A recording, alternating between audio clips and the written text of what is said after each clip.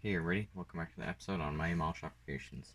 Today I'm going to be showing you my dad's GMC pickup with snowplow by Revell. So without further ado, let's roll the intro.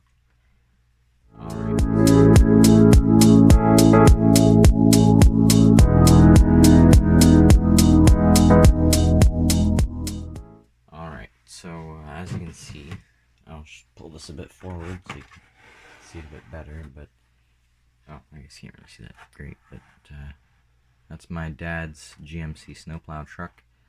He's planning to do it up as like a weathered, used snowplow truck, I guess. I don't know. He can talk more about it in a second, but let's turn this around for you. Yeah, it was actually a pretty good build. It's Revell, so I mean, I've always liked Revell kits. Yeah, everything went together really smooth. The only thing I found was, and this is probably addressed on other videos, this piece 162. Yeah, that don't exist. So it's actually piece 163. I mean, if you look at it, it's, I mean, whatever. It is what it, you'll be able to pick it out pretty soon, but I think I had a few wobbly pops when I was putting it together and I got confused. But anywho. One of the things also that I found is this is the front grille right here. And it was a really thick, chunky piece of plastic. If you turn it over, I had to Dremel the crap out of that. But I had the Dremel out anyways because I was doing some body work on the truck, and by body work I mean carving giant holes into it.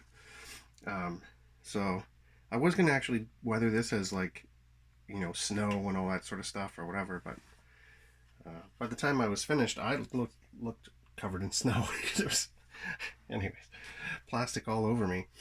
But going back to the grill, I don't know why they molded it all closed up, because I had a look at other Revell kits, and there's the GMC, like the Mad Mudder, and I think the Formula 1 Mach. That's the grill for that, and it says, of course, it just got the Chevy symbol on there instead of GMC, but it's molded right open, so I guess they got lazy when they did the GMC version of the truck. But anyways, yeah, so I did a little bit of extra stuff to this truck. You'll notice on the side there's I did some molding. So this I used just some half round styrene. It's this one right here, number 240 half round, and it went on actually super simple. You just put loads and loads of glue on it to kind of get it really soft, and you can mold it to go around the corners and everything. Worked out pretty good. And you'll notice it's not on the door here, so I cut out the door and I glued it kind of as though it was sagging, so there's a bigger gap here and it's kind of tight over here, and there's no molding on there, so I'm going to do it in a different color like he's replaced the door. And down here I drilled some holes as though it's going to be missing that piece of molding, and I'll paint it appropriately. And actually on this side too, I hollowed out the marker light, the side marker light, and then I got, again, styrene rod and a tiny little drill, and put those extra details in there just so it wasn't like a giant gaping hole. But I think that turned out pretty good. Yeah, that's pretty cool. Trying to get this camera set back up, but talk about the hood a little bit and what you did differently for the hood. Oh yeah, so I was doing some, I don't know, internet searching and whatever for square bodies, and I saw actually live on an auction, some poor guy was closing the hood on one of these trucks and folded it right in the middle of the auction. And that's actually quite common for trucks that have been sitting around for a long time. The hinges in here, they freeze up, and with all the leverage, you're honking on it over here and it just folds right there. Same thing with like the square body trucks, and I got my Ford truck too. I make sure I oil those hinges quite regularly because that sucks. And actually, one of the things too, you'll notice there's a double roll bar on here. The original roll bar was actually quite skinny. It's right there. So if you can, and it's just square and kind of boring looking. So again, I just used styrene tube. Here it is, number 224, and what I did is I just run a bunch of wire up the middle of it, and that way it holds the bend.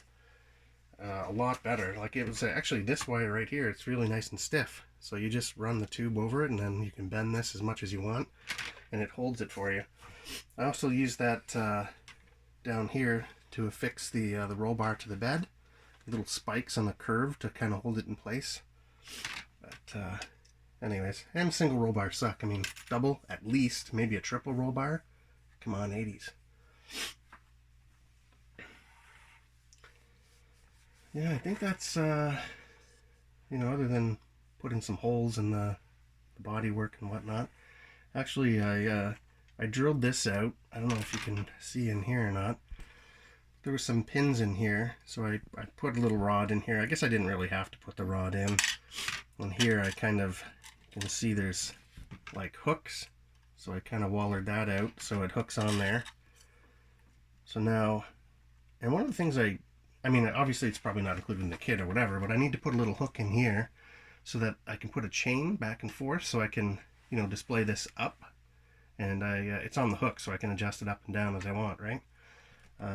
I'm probably going to display this probably on a similar size display case, display base, kind of in the fall, just kind of sitting there all summer, some long grass growing up on it or something. But yeah, I guess that's the truck for now. Yeah, just a lot of little things. The more you look at it, the more you see inaccuracies. Actually, one of the things too is these rims here. I don't know if you can see, but you know, it's a four-wheel drive, obviously, and it's got the manual locking hubs. But I put a little tiny piece of wire across the top, or across the center hub there, just to replicate the locking hub a little bit. Again, it's a tiny little thing that probably no one will see, but I know it's there. And it took 2 seconds to cut a little wire and stick it there, right? So. Also, I remember you telling me, didn't you raise the suspension a little bit? Oh, yeah. Yeah, I gave it a 2-inch suspension lift, which I don't know if that was a good idea or not. So right in here, put some blocks in between the springs and the frame there, which is super easy to do, except for you remember that there's shocks in there. 2 of them, one here, and that's so 8 of them for the whole truck. And these, of course, were too short. So again, had to pull out the styrene rod and extend these shock parts to hit the thing. So that was more work than I intended. And also, actually, it had full exhaust, so it ran all the way out the side of the truck here somewhere or something. It's molded to the frame, but it's pretty good. But I ended up cutting it off right here and just turning these. It used to run up, so I turned them down just for quick turn downs, because this truck would have went through many mufflers, and you know, just like my truck, it don't have full exhaust, just turn downs, muffler, turn down, done.